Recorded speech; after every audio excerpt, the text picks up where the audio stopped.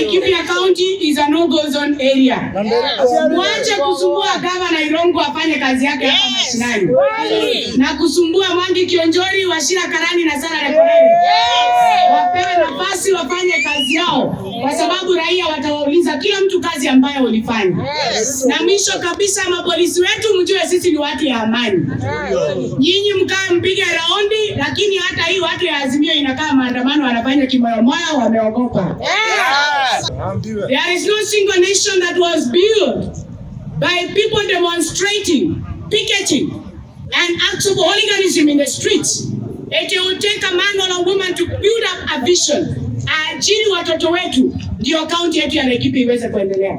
Na kwa hivyo tunamwambia Rais William Ruto hapa Kiaka hapa Ananyuki na Laikipia mzima, tuko nyuma ya serikali yako. Kaa gangare, hawa wamama ndio walikupea kura, hawa vijana ndio walikupa kura, na mzee wa kitendawili asikusumbue hata dakika moja.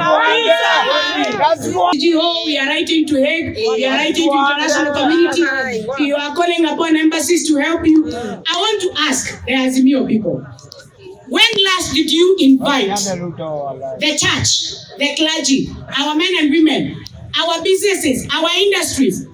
When did you invite them to have a conversation in regards to their economy and the status of economy in this country?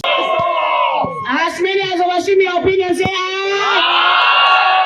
And now I put the question that the former governor of Laikipia and Derito Moreidi and Senator Maina Jenga, that they join hands with the Kenya Kwanza government to build the economy of Laikipia if they truly love every Laikipian and they mean well for the people of Laikipia. As many as have seen your opinion, say aye.